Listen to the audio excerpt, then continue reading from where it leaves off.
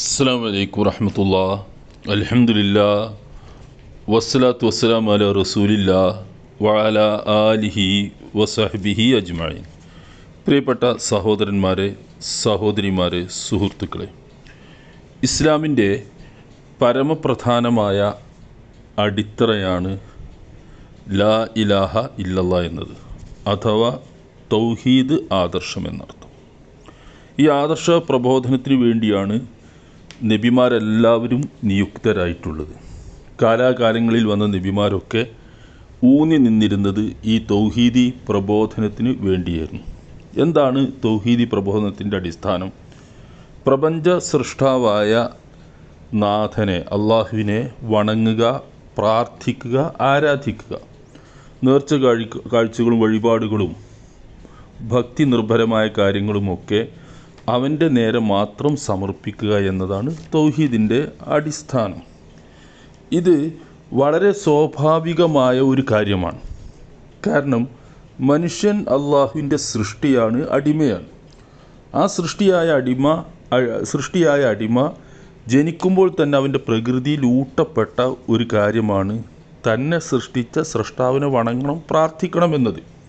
ദാഹിക്കുന്നവന് വെള്ളമെന്നതുപോലെ, വിശക്കുന്നവന് ഭക്ഷണമെന്നതുപോലെ സാധാരണമായ സ്വാഭാവികമായ ഒരാവശ്യമാണ്, സ്വാഭാവികമായൊരു പ്രകൃതിയാണ് അള്ളാഹുവിനെ മാത്രം ആരാധിക്കുക എന്നത്.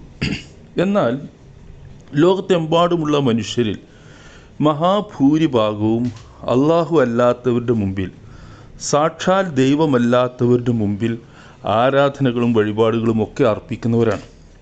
അത് സാമാന്യമായി ചിന്തിച്ചു നോക്കിയാൽ ഒരു അത്ഭുതകരമായ വിചിത്രമായൊരു കാര്യമാണ്. തന്നെ സൃഷ്ടിക്കുകയും പരിപാലിക്കുകയും നിയന്ത്രിക്കുകയും തൻ്റെ ജീവിതവും മരണവുമൊക്കെ അധീനപ്പെടുത്തുകയും സകല കാര്യങ്ങളും നിയന്ത്രിക്കുകയും ചെയ്യുന്നൊരു സൃഷ്ടാവുണ്ടെന്ന് വിശ്വസിക്കുകയും എന്നിട്ട് ആ സൃഷ്ടാവിനെ സമീപിച്ച് കാര്യങ്ങൾ പറയാതെ, ആ സൃഷ്ടാവിനോട് കാര്യങ്ങൾ പറയാതെ അവൻ്റെ സൃഷ്ടികളുടെ മുമ്പിൽ കാര്യങ്ങൾ സമർപ്പിക്കുക, പ്രാർത്ഥിക്കുക, ഭക്തി ബഹുമാന പുരസ്സരം നിൽക്കുക എന്നത് അങ്ങേയറ്റം അത്ഭുതകരവും വിചിത്രവുമായൊരു കാര്യമാണ്. പക്ഷെ അതാണ് ലോകത്തൊക്കെ നടക്കുന്നത്. അതിൽ നിന്ന് ജനങ്ങളെ തിരിച്ചു പിടിക്കാനാണ് നബിമാർ വന്നത്. യഥാർത്ഥ ആദർശ പ്രബോധനം നടത്തുന്നവർ ക്ഷണിക്കുന്നതും ഇതിലേക്കാണ്. എന്തുകൊണ്ടാണ് ഇങ്ങനെ വളരെ സ്വാഭാവികമായൊരു പ്രകൃതിയെ, താല്പര്യത്തെ അവഗണിച്ചുകൊണ്ട് മനുഷ്യന്മാർ മറ്റു മാർഗങ്ങൾ തേടുന്നത്? ഇതിലൊരു കക്ഷി പിശാചാണ്. പിശാച് മനുഷ്യനെ വഴിതെറ്റിക്കും, ഒരു സംശയവുമില്ല. അവൻ ഏറ്റവും അധികം വഴിതെറ്റാക്കാൻ ശ്രമിക്കുന്നത് മനുഷ്യനെ ഈ തൗഹീദി ആദർശത്തിൻ്റെ വിഷയത്തിലാണ്. അവൻ ഷിർക്കിനെ, അഥവാ അള്ളാഹു അല്ലാത്തവർക്ക് സമർപ്പിക്കുന്ന ആരാധനാ കർമ്മങ്ങളെയും ഭയഭക്തിയെയും ഒക്കെ വളരെ നല്ല കാര്യങ്ങളായിട്ട് തോന്നിപ്പിക്കും.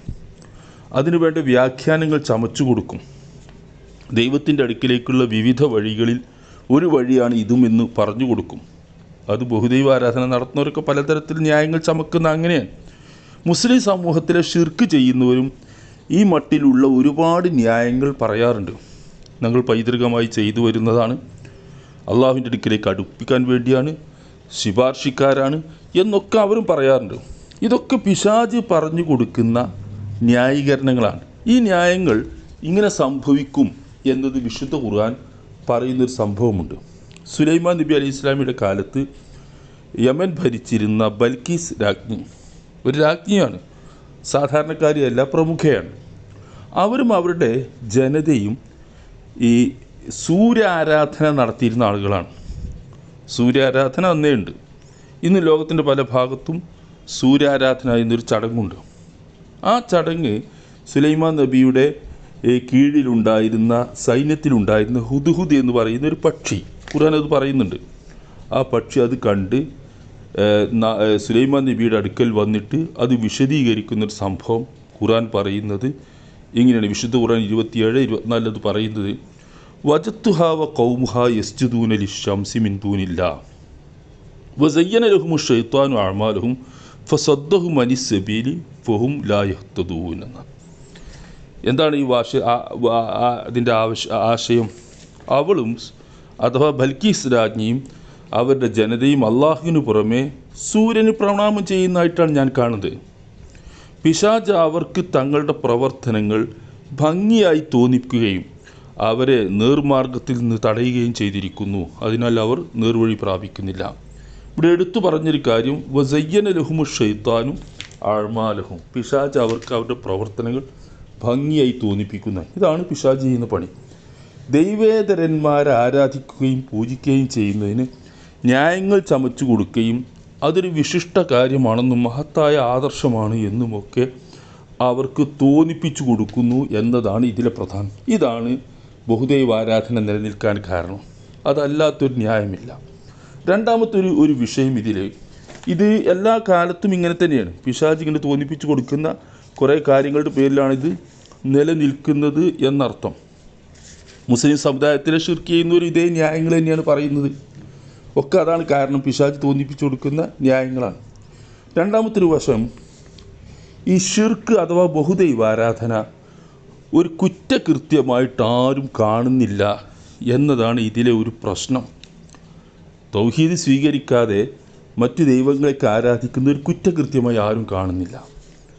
കാരണം അതിന് സമൂഹത്തിൽ മറ്റു സ്വാധീനങ്ങളൊന്നുമില്ല.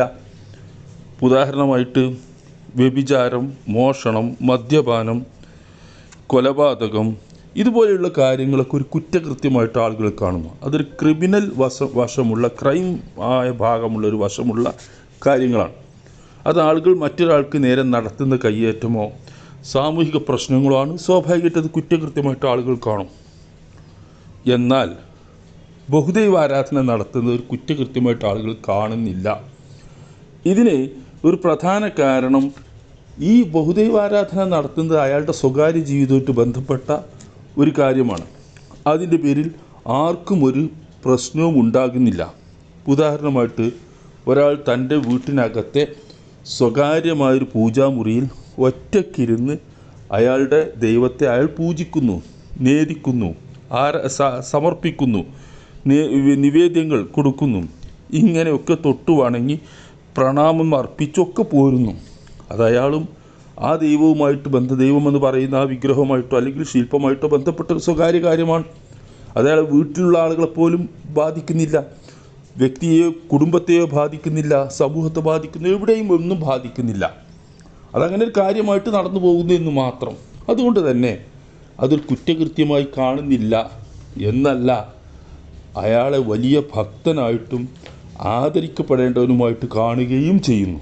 പക്ഷേ അയാൾ ചെയ്യുന്നത് എന്താണ്?